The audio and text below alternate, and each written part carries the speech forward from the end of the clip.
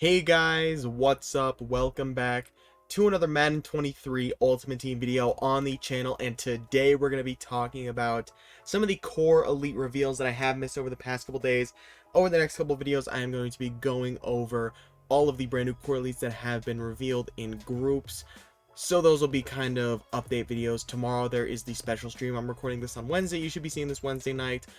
And you might see another video tonight depending on how busy I want to be, but tomorrow definitely a couple videos going over the cornerbacks, the linebackers, all that kind of stuff, the special stream. And then on Friday I believe we have the wide receivers and tight ends, so we're going to be breaking down all the core elites. Before we actually get into the video, I do want to say that I'm probably done uploading MLB The Show 22 on the channel, so just to let you guys know if you're curious about that. And then we're officially moving into Madden season, and I'm really excited. But today we're going to be going over the brand new top 10 halfbacks that were revealed on, I believe, Monday. So let's get into it. But before we get into the rest of the video, guys, make sure you guys drop a like down below and subscribe with notifications on if you guys have been enjoying the vids and you do not want to miss any coming out in the future. But without further ado, let's take a look at this. Right here, we have the top 10 halfbacks in the game. We got Derrick Henry at an 88, Jonathan Taylor at an 87, Nick Chubb at an 86, Dalvin Cook at an 85, Christian McCaffrey at an 84, Alvin Kamara at an 84, Austin Eckler at an 84, Joe Mixon at an 83, Najee Harris at an 83, and Cordero Patterson at an 82. Now, I do want to point out some points that I think are very creative that I've been seeing from some other content creators on Twitter like Xerxes, CC, all those kind of guys who have been putting out threes. First of all, we have no power-ups in the corner, which could mean that rather than having actual power-ups in the game, their core elite card will be considered their base card, or there might just be a base card system. Because one thing that we've been noticing through the reveals of these top 10 positions, that there are some big guys that have been missing from the top 10 positions. Like there's guys like Roquan Smith and Jair Alexander, who are missing on the cornerback and inside linebacker top 10 rankings, which you have to imagine those guys have to be in there, because Jair Alexander was an 87 last year, and Roquan Smith was an 84 last year. Roquan Smith played better, and Jair was just out all year, so there's no way both those guys aren't in the top 10. So that's a big theory right there, is that these could be the base cards, and with the cards that we haven't been seeing in the top 10, there's a thought that there might be a early on promo or a version of these cards that these guys will be getting where they will be considered their base card and they just won't have a core elite. These are all theories that I've been hearing. Like I said, a lot of this is coming from guys like Xerxes, CC, all those guys. Huge shouts to them.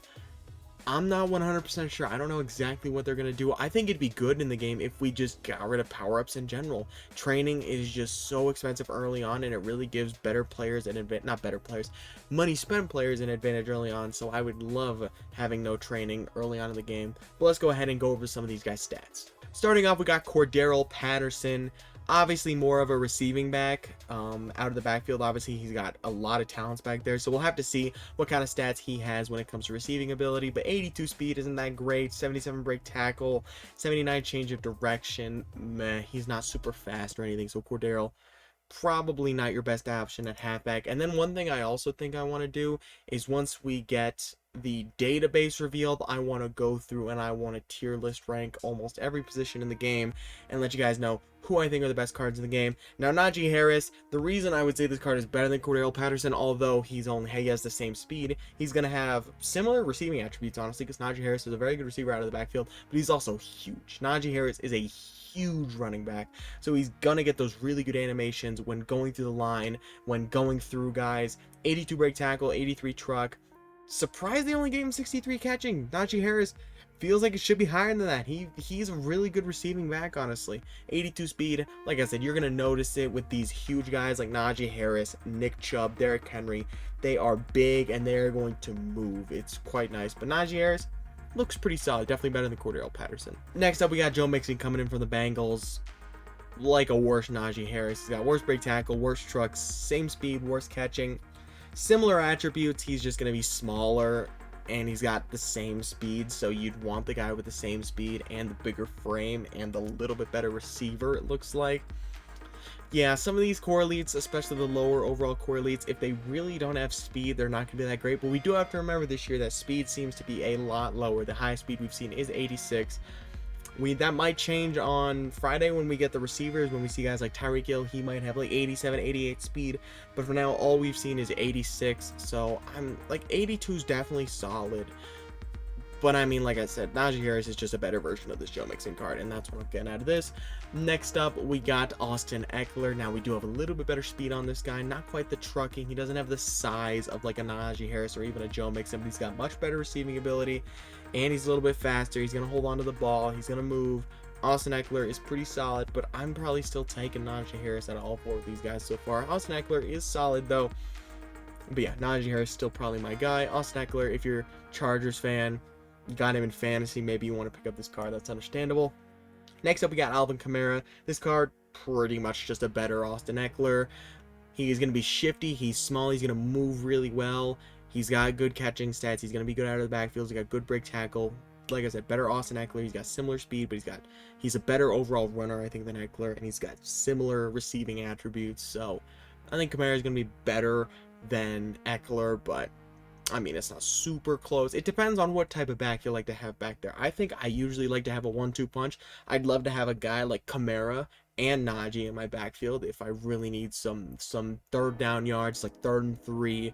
You bring in Najee Harris, he's going to get that first down. But if it's 3rd and 9 and you need a nice guy to the backfield as a receiving threat, or you want a shifty guy who's going to get to the outside, maybe you take Alvin Kamara in that situation.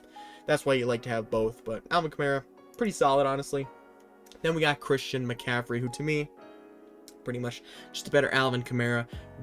Probably the best receiving attributes in the game to start for any receiving back. 76 catching is very solid. He's got same speed. He's much more agile than not a Kareem Hunt, than Alvin Kamara. I think Christian McCaffrey, I think Alvin Kamara is going to move better than Christian McCaffrey. He's going to be a little more shifty when it comes to his size and stuff, because Alvin Kamara is very small, so he's going to feel really good. But Christian McCaffrey is very solid. He's got good agility. He's got good break tackle. He's going to be great out of the backfield. McCaffrey's a good, solid halfback to get day one. He probably won't be expensive as well, so McCaffrey's very, very solid. And then finally, we got our top 4 guys right here. We got Dalvin Cook, who looks pretty solid. 84 speed, 84 break tackle. Doesn't have any receiving ability, really. I don't know, I think I'd rather have Kamara and CMC over Cook. Just like, his speed's quality for sure, but it's only 1 better than CMC and Kamara. He has no catching ability. I don't know. I think it's close, but it's a toss-up for me whether I'd want Dalvin or CMC or Kamara. Probably CMC and Kamara, though, because that receiving ability. Now we have Nick Chubb. Now this guy, he is huge. He's going to pound the ball through the middle of the line. He's really going to get it going. 86 break tackle, 86 truck is huge. 84 carry. He's got solid speed at 83. He's obviously no receiving threat at all. That's why you want a guy like Kamara in the backfield if you're running a Nick Chubb, so you can bring him in receiving situations. But Nick Chubb, if you need 5 yards, you're almost guaranteed it with this Nick Chubb card, it seems, just because that break tackle is going to be so valuable early on in the game. I really like this Nick Chubb card. I think he's going to be quite good. Maybe that's my Browns homer coming out of me, but I think he's going to be good. Next up, we got Jonathan Taylor. 85 speed is really, really nice. Obviously doesn't really have an insane catch ability, but he's pretty big for an elusive back. 86 break tackle is really good. 82 truck, 87 carry. I like this Jonathan Taylor a lot. If you're not really in the market to be getting 2 of these halfbacks, you kind of get the 2-in-1 with Jonathan Taylor. Obviously, he's not as good in either situation, but because he can do both, he's pretty valuable. I like this Jonathan Taylor card a lot. I think he's going to be good. And then obviously at number 1, we got King Henry right here. Pretty much just a better version of Nick Chubb. He's got the +1 speed. He's got better carry. He's about as agile, but he's got the plus break tackle and the plus truck. Doesn't have really any receiving ability, obviously, but Derrick Henry is going to be so good. Literally, you're gonna be able to do whatever you want with Derrick Henry. It's crazy. He should just be able to run through people. Obviously, maybe I'm exaggerating a little bit, but he's going to be so invaluable early in the game just because you're gonna be able to run it. Especially if you have a good line, they're gonna be pushing those D linemen back, and Henry is just going to be exploding up the middle with very, very good speed as well. He has the same speed as Dalvin Cook, so that's how you know Derrick Henry is very good. And there's your top 10 halfbacks. That's all I think I want to go over in this video. Let me double check real quick and see if I want to do another 10 players. Alright, so I think what I'm going to do is tomorrow I'm going to be going over the corners and the safeties. as well as I'm going to be going over the linebackers and the outside linebackers and the D linemen tomorrow in separate videos. So secondary and then front seven, 2 separate videos, and then tomorrow we'll obviously make a video on the special stream whenever that does air. But I want to go ahead and go watch the Rockies-Padres game to see Juan Soto's debut. So I'm going to go ahead and end the video off here, guys. But yeah, guys, that is going to be the video. I hope you guys enjoyed the video, and if you did, make sure to drop a like down below and subscribe with notifications on. But yeah, I'll see you boys in the next one. Peace out.